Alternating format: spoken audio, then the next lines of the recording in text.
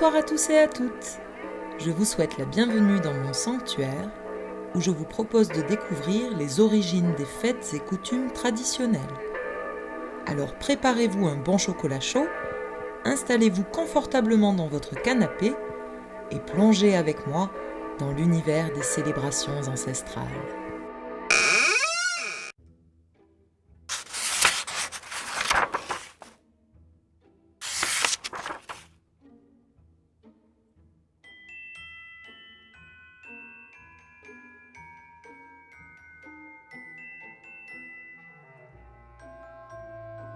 L'origine de la fête de Noël n'est pas clairement établie. Mais on sait que cette fête est née un peu partout dans le monde, dans des temps très anciens. Dès l'Antiquité, de nombreuses célébrations se déroulaient lors de la nuit du solstice d'hiver, la plus longue de l'année, qui symbolisait le retour de la lumière.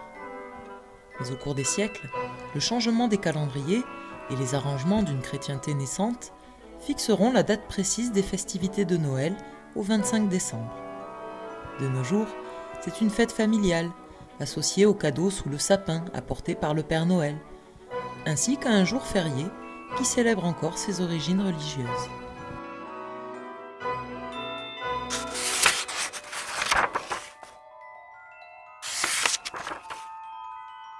Si l'on attribue généralement les origines de la fête de Noël aux festivités romaines, les historiens s'accordent à reconnaître que bien avant cette époque, on fêtait en Europe à la fin du mois de décembre la renaissance de la nature lors du solstice d'hiver. Les origines du mot Noël sont assez diverses. Certains étymologistes affirment que ce mot pourrait venir du latin natalis dies, qui signifie jour de naissance, et aurait donné les mots européens Noël en France, Natale en Italie, Natal au Portugal ou Navidad en Espagne. D'autres prétendent que les origines de Noël seraient gauloises. Le mot aurait pour étymologie deux mots gaulois, noio, qui signifie nouveau, et hel, le soleil. Au Moyen-Âge, Noël était d'ailleurs un cri de joie, poussé par le peuple à l'arrivée d'un heureux événement. Comme toujours, les fêtes païennes et chrétiennes s'entremêlent. Il est donc très difficile de retrouver les origines exactes du mot. D'autant qu'il n'est pas utilisé dans certains pays anglophones, qui parlent de messe du Christ, ou Christmas, pour désigner ce jour. De même dans les pays scandinaves, Noël se traduit par le mot Jul, ce qui montre que les origines du mot, comme de la fête, se perdent dans des temps immémoriaux.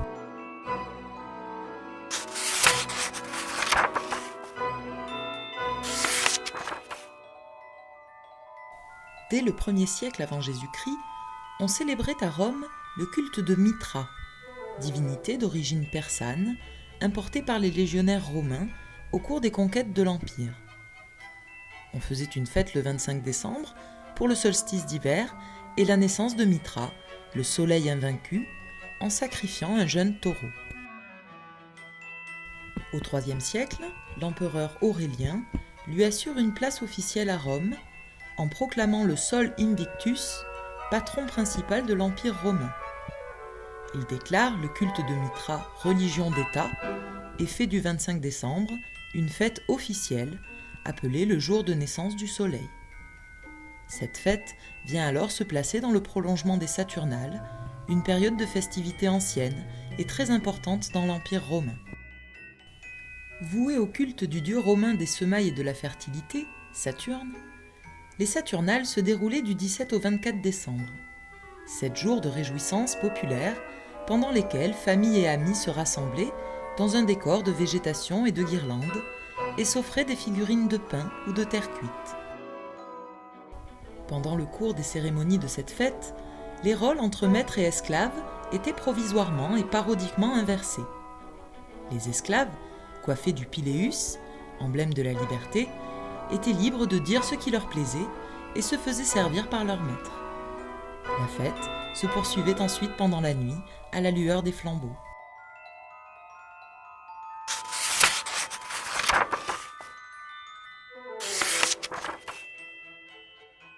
Pour la religion chrétienne naissante, la fête de Noël n'existait pas.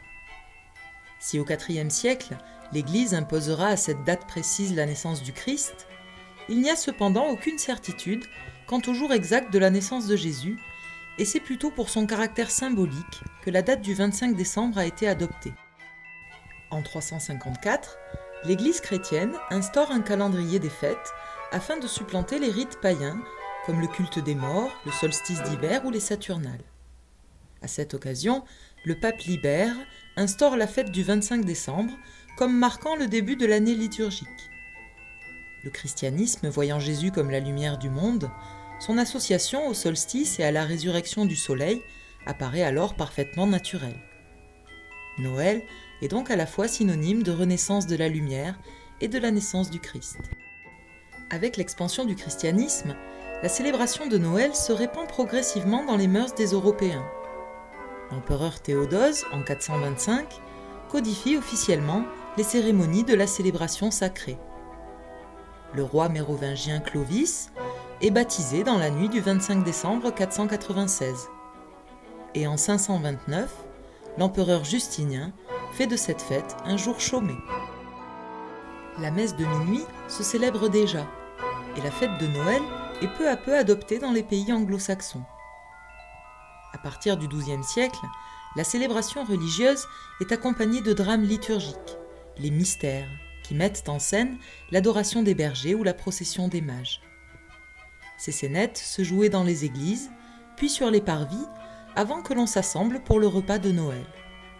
D'ailleurs, à cette époque, il est déjà d'usage de réserver une place à table pour une personne démunie. En 1223, en Italie, saint François d'Assise aurait créé la première crèche dans son église de Greccio, faisant tenir les rôles des personnages de la Nativité, comme l'enfant Jésus, Joseph, la Vierge Marie, les rois mages ou les bergers, par des habitants du village. Petit à petit, la coutume se serait répandue en remplaçant les personnes par des figurines de cire, de terre cuite ou de plâtre. Les premières crèches en format réduit, napolitaines puis provençales, se développent ensuite à partir du XVIIe siècle. Les protestants, quant à eux, préfèrent la tradition de l'arbre, et il faut remonter là encore assez loin pour en trouver l'origine. Déjà considérés par les Celtes comme symbole de renaissance et d'enfantement, des branches d'épicéa étaient accrochées dans les maisons à cette période, et l'on décorait l'arbre de fruits et de blé. Pour ce qui est du sapin, la légende raconte qu'un moine allemand de la fin du 7e siècle, voulant convaincre les druides que le chêne n'était pas un arbre sacré, en fit abattre un. En tombant, l'arbre écrasa tout ce qui se trouvait alentour, à l'exception d'un jeune sapin. Le moine déclara alors que ce serait l'arbre de l'enfant Jésus. C'est en Alsace, au début du XVIe siècle, que l'arbre de Noël, proche de celui qu'on connaît aujourd'hui, aurait fait sa première apparition. Dans cette région, les habitants coupaient des sapins et les décoraient de fleurs, de pommes, de confiseries et de petits gâteaux afin de passer de joyeuses fêtes. Au XIXe siècle, le prince Albert, originaire d'Allemagne et époux de la reine Victoria, introduit cette tradition au Royaume-Uni en faisant dresser un arbre de Noël au château de Windsor. De la cour, la mode du sapin de Noël se répand rapidement dans la bourgeoisie et chez les gens du peuple. Les sapins sont alors illuminés par de petites bougies, et il faut attendre 1880 pour que les premières décorations électriques apparaissent aux États-Unis. Quant à la boule de Noël, il s'agit à l'origine d'une pomme. Mais à la suite de l'hiver particulièrement rigoureux de 1858, qui eut pour conséquence d'affecter les récoltes, un artisan verrier a l'idée de créer la boule de Noël. Née au XVIe siècle dans les pays germaniques, la couronne de l'Avent, du latin Adventus qui signifie l'arrivée, devait rappeler aux chrétiens le retour annuel du Christ au mois de décembre. Constituée par l'assemblage de plusieurs branches de sapin, de houx, de gui, de pommes de pin et de rubans de couleur, elle comporte traditionnellement 4 bougies qui doivent être allumées chaque dimanche précédant Noël. Si l'on a conservé cette tradition comme décoration, on lui préfère, depuis le milieu du XXe siècle, le calendrier de l'Avent. Celui-ci est un petit coffre de 24 cases à ouvrir, chacune contenant une friandise ou un petit présent destiné à patienter jusqu'à la nuit de Noël. Depuis toujours, la veille de Noël est aussi une période propice à la générosité et au don de soi. Que ce soit à travers les offrandes adressées à Saturne dans l'Antiquité, le traditionnel repas du pauvre du Moyen-Âge, ou les présents actuels, dissimulés sous le sapin, les cadeaux font partie intégrante des rituels de Noël. Mettant en avant les principes chrétiens d'humanité et de charité, les petits frères des pauvres réveillonnent par exemple avec les personnes âgées. Des associations caritatives, comme le Secours catholique, organisent le jour de Noël des distributions de cadeaux pour les sans domicile fixe, les personnes isolées ou malades. Pour les chrétiens, l'annonce de la naissance du Messie est donc un message de paix et d'amour de son prochain. Message que le pape adresse d'ailleurs chaque année au monde, le jour de Noël.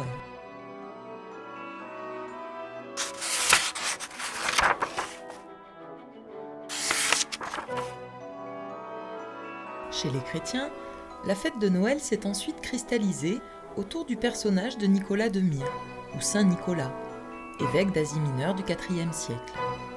C'est lui qui va contribuer à la dissociation de la fête chrétienne et de la fête païenne, en inspirant plus ou moins directement le Père Noël moderne. D'ailleurs, il présente la même apparence que ce dernier. Une longue barbe blanche, une mitre devenue un bonnet de fourrure, et un âne qui se transformera en reine attelée à un traîneau. Saint Nicolas est depuis longtemps l'objet d'un culte important dans les pays de tradition germanique. Saint patron et protecteur des petits-enfants et de la Lorraine depuis le XIe siècle, il est fêté tous les 6 décembre dans l'Est et le Nord de la France, ainsi que dans de nombreux pays d'Europe, comme l'Allemagne, la Belgique ou l'Autriche. Appartenant aux saints les plus populaires, Saint Nicolas a alimenté une multitude de légendes mettant en avant sa personnalité généreuse. Il fait ainsi le tour des villes pour récompenser les enfants sages en distribuant du pain d'épices et des oranges. En 1822, importé aux États-Unis, ce personnage n'est pas encore le Père Noël moderne, mais il est déjà décrit par le pasteur américain Clement Clark Moore avec certaines caractéristiques que nous lui connaissons. Dans le poème intitulé A Visit from St. Nicholas ou The Night Before Christmas, Moore le présente comme un lutin sympathique, dodu et souriant, qui distribue les cadeaux en se déplaçant sur un traîneau tiré par 8 reines, 4 mâles et 4 femelles, à qui il donne chacun un nom. Dasher ou Tornade est le plus rapide, Dancer ou Danseuse la plus gracieuse, Prancer ou Furie le plus puissant, Vixen ou Fringante est la plus belle, Comet apporte le bonheur aux enfants, Cupide ou Cupidon leur amène l'amour, Tondeur ou Tonnerre est le plus fort, et Blitzen ou Éclair apporte la lumière. Quant à Rudolph, le petit renne au nez rouge, il apparaît en 1939 dans une histoire de Robert May. Selon le mythe, grâce à son nez rouge lumineux, le courageux petit renne guide le Père Noël et son traîneau, lui permettant d'effectuer sa tournée de distribution de cadeaux malgré la neige et le brouillard. Ces textes ont joué un rôle important dans l'élaboration du mythe que nous connaissons, et à partir de 1850, les pays de tradition anglo-saxonne commencent à abandonner la célébration de Saint Nicolas et à lui préférer la fête de Noël. Par dérivation, Saint Nicolas devient Sinterklaas, puis Santa Claus. En 1931, le dessinateur Adon Sundblom décide d'utiliser l'image conviviale et festive d'un personnage rond, vêtu d'un costume rouge garni de fourrure blanche, dans une campagne publicitaire pour Coca-Cola, afin d'inciter les consommateurs à acheter la célèbre boisson gazeuse en plein hiver. Cette image, largement transmise par les médias et qui fixera l'apparence actuelle du Père Noël, s'est ensuite répandue dans le monde entier. En France, pays catholique où Noël a longtemps été associé à la seule naissance du Christ, c'est pendant la Seconde Guerre mondiale que ce Père Noël moderne a été popularisé par les Américains. À notre époque, la majorité des enfants ignorent sans doute l'existence du Père Fouettard, mais ce personnage fictif jouait un rôle très important dans la tradition des fêtes de Noël du XVIIe au XIXe siècle.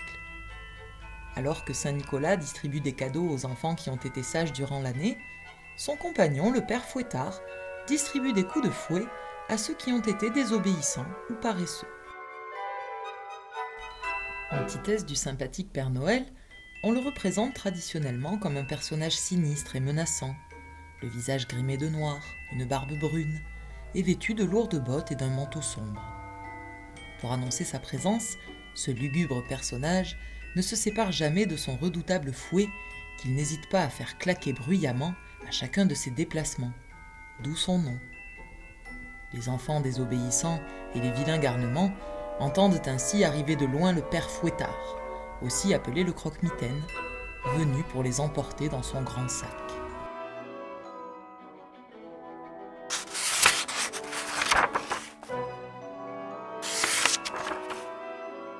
La fête de Noël, indépendamment des rites et de l'art chrétien, a surtout inspiré la musique, qui ajoute à cette période de l'année et aux symboles qu'elle véhicule une touche de magie et de joie.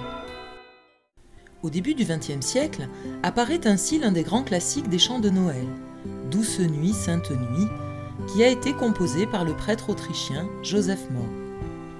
Une belle anecdote concerne ce chant de paix. Pendant la Première Guerre mondiale, le 24 décembre 1914, le long du front belge, près d'Ypres, quelques soldats allemands allument des bougies et entonnent « Douce nuit ». Le chant est repris par des combattants anglais qui leur font face. Une trêve de Noël s'installe alors pour une journée. Mon beau sapin est un chant de Noël d'origine allemande, dont le titre original est O Tannenbaum. La première version connue des paroles date de 1550 et elle a été traduite dans de nombreuses langues. La version la plus célèbre est basée sur une musique traditionnelle et un texte de 1824 composé en allemand par Ernst Anschutz. D'autres chansons sont plus rythmées et invitent à la joie des festivités, comme la célèbre Jingle Bells, chanson américaine écrite par James Pierpont en 1857 sous le titre One Horse Open Sleigh. C'est l'un des chants de Noël les plus connus dans le monde, et il a été adapté avec succès en français par Francis Blanche en 1948 sous le titre Vive le vent. En 1994, Maria Carey va enrichir l'esprit de Noël d'une nouvelle chanson qui va rapidement devenir un classique des fêtes de fin d'année. All I Want for Christmas Is You est le premier single de son album Merry Christmas, et les paroles déclarent qu'elle ne veut pas de cadeau à Noël, mais seulement partager ses vacances avec celui qu'elle aime. Enfin, depuis 1946, le célèbre chanteur Tino Rossi inspire des générations de petits Français qui entonnent toujours avec candeur et espoir le célèbre Petit Papa Noël.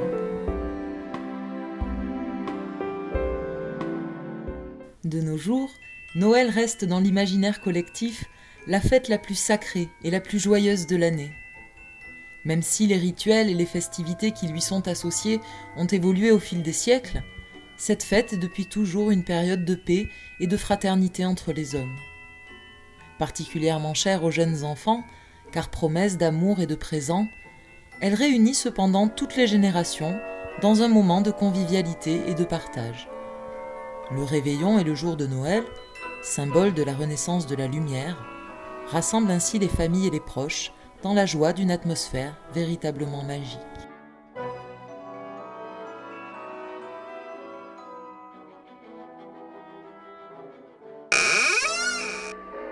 Je vous remercie d'avoir regardé cette vidéo et vous dis à très bientôt pour découvrir de nouvelles fêtes et coutumes traditionnelles.